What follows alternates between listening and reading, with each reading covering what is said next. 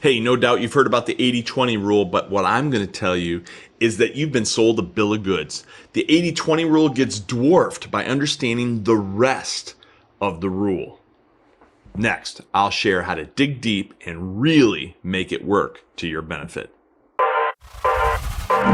This is The Rare Advisor, proud to be a part of the Advisor Advancement Network and home of a business model supercharged by recurring and repeatable events. Your host is Mike Walters, CEO of USA Financial. He is an investment advisor representative of and securities are offered through USA Financial Securities, member FINRA SIPC, a registered investment advisor.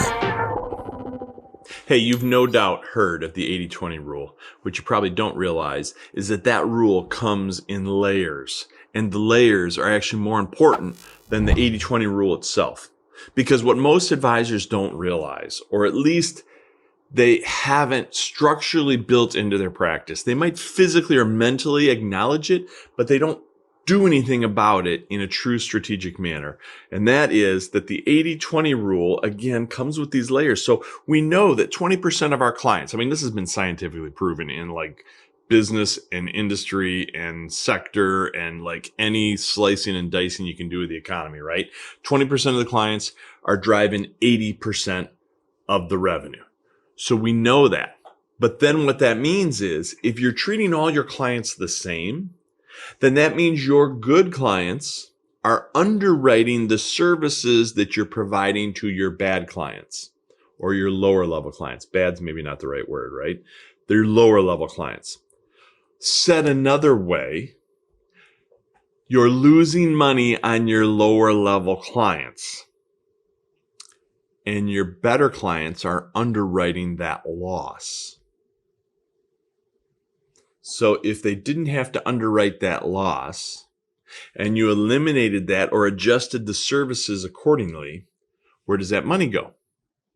It goes to your bottom line, goes to your profit margin, goes into your pocket. So the fact that you're losing money on lower level clientele is a pretty important thing to understand numerically inside of your business. Now you can decide I'm okay with that. And if you want to do pro bono work, there's nothing wrong with that. That is your prerogative. It is your practice. And a lot of people do that. Or maybe smaller clientele is how you started your practice, but now you've grown to something bigger and you don't want to leave those people behind. And that's totally fine as long as you have a service matrix that identifies the levels at which you're providing services and it's categorized. So let's talk about how to prune the clients or at least acknowledge the fact that these numbers exist. So again, once more, I feel like this thing is so useful to us. The Chain of Secrets Fast Track one-page cheat sheet that I'm just blowing up into this particular subject. So we can talk about what these levels are and numerically how they represent themselves inside of your practice. So we've got the 80-20 rule. Let's start there. 20% of clients are driving 80% of my revenue. If I bump that up a scale, 10% of my clients, and this is almost always true. If you've never gone through this exercise before, these numbers are pretty much dead nuts on for just about everybody out there. Now, if you've gone through this and then you have adjusted your practice and manipulated your strategy, you can improve on this dramatically. But if you haven't ever done that yet, then these numbers are probably going to hold true and hold water inside of your practice. 20% of the clients, 80% of the revenue. The top 10% of the clients are driving 60% of the revenue. The top 5% of the clients are driving 40% of the revenue. Okay? Let that sink in a minute. 80-20 rule becomes a 10-60 rule, becomes a 5-40 rule. All the same rule, different layers within.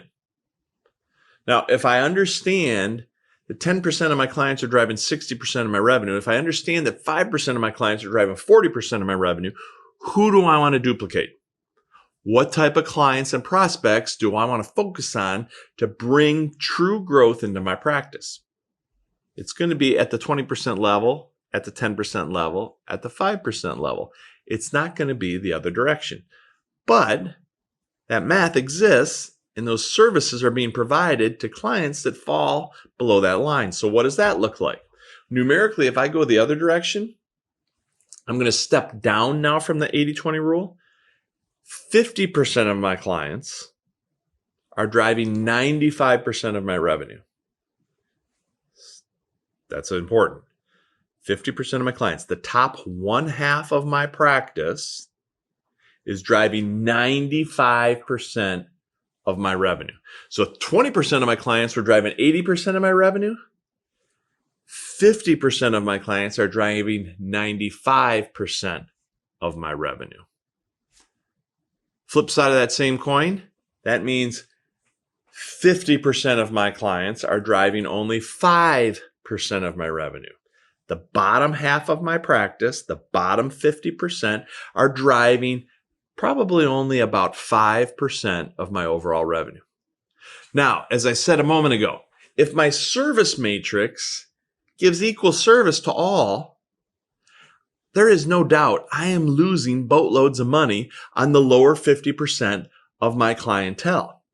My upper 50% is underwriting the services I'm providing because I'm losing money on the lower 50% and I'm taking profits away from the upper 50% for the privilege of doing that. There have been studies done by large corporations where they've identified that the top 20% of their clientele were driving like 125% of their profits. The bottom 80% of their clientele were bringing them back down to 100. Let that sink in. So 100. Here's my net profit. The top 20% of my clients were bringing me in net profit up here, but the bottom hunk of clients was bringing me back down to my actual profit line. That's all I'm saying. Upper underwrites lower. Sounds like the economy, doesn't it? But what part of the economy do you want to focus on? Where do you want to live with your practice? Who do you want to duplicate? Identify your ideal client, build the service matrix accordingly. Maybe you even want to prune clients, and there's nothing wrong with that. Just go about it in a respectful, in a polite, in a generous way. So maybe you want to take those bottom level clients. Maybe they even represent a subset marketplace that you don't really focus on anymore. Maybe you started in health insurance or in long-term care insurance, and now you're a full-blown financial advisor. And those clients are still really just health insurance clients or just long-term care clients or whatever. There's probably some young individual trying to cut their teeth in this world of financial services that would love to start with that client base. You could literally hand it. You don't have to sell it.